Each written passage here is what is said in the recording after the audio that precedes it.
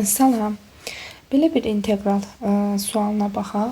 Bildiyimiz kimi blok imtahanda birinci və ikinci qrupların blok imtahanda riyaziyyatda integral sualı düşə bilər.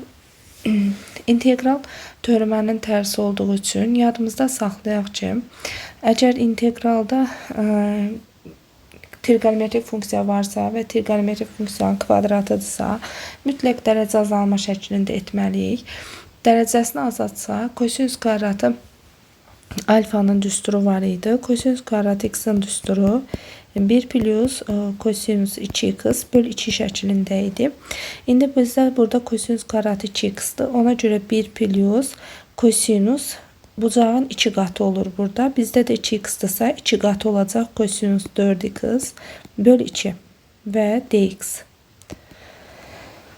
8 ilə 2 ixtisar gedir, 4 alınır. Yəni 4'ü də vursaq ifadəmizə 4 üstəgəl 4 kosinüs 4x dx alınır.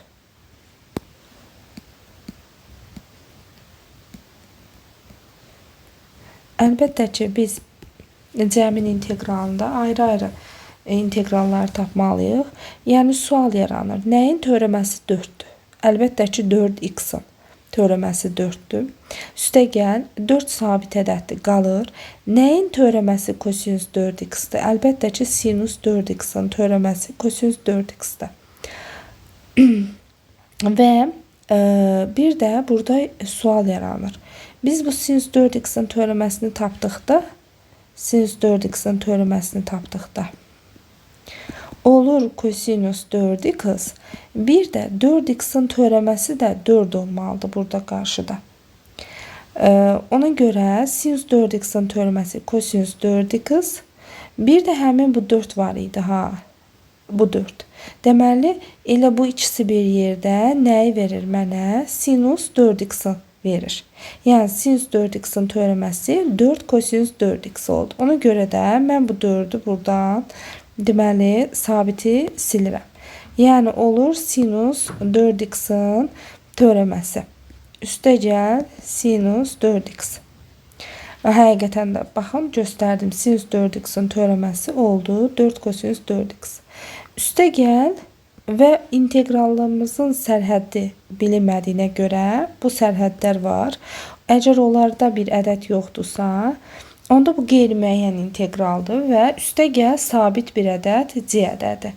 4x üstəgəl sinüs 4x üstəgəl sabit ədədimiz. Cavabımız olur B variantı. İndi burada belə bir sual yaranır. Bu sualı burada yekunlaşdırıram. Məsələn, tutaq ki, belə olardı. Məsələn, bizim integralımız tutaq ki, belə verərdi. Məsələn, verərdi sinüs 4x dx-in integralını hesabla. İndi məndə sual yaranır. Nəyin teoreməsi sinüs 4x-dir? Əlbəttə kosinüs 4x-in. Amma kosinüsün teoreməsi mənfi sinusdur. Amma burada mənfi yoxdur. Gördüyümüz kimi burada mənfi yoxdur. O zaman mənfini bura qoyuruq. Mənfi kosinüs 4x.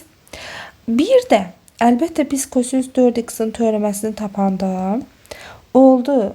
Deməli mənfi kosinüs 4x mənfi sinus 4x oldu. Daha doğrusu kosinüsün ki mənfi sinus oldu. Qarşıda da bir mənfi var. Bir də əlbəttə ki burada 4x'in teoreməsi mürəkkəb funksiyadır. X deyil də 4x-dırsa, bir də 4x'in teoreməsi, yəni 4 olmalıdır. Amma o 4'ü burada görürükmü? Görmürük. Görmür, vur 4 olmalıydı. Yəni burada vur 4 olmalıydı. O yoxdur. Onda biz o vur şəklində olmalıydı. O yoxdursa biz onun tərsini yazırıq. Yəni böl 4 yazırıq. Böl 4 üstəgəl c sabit ədəd. Məsələn, bir dənə də deyim.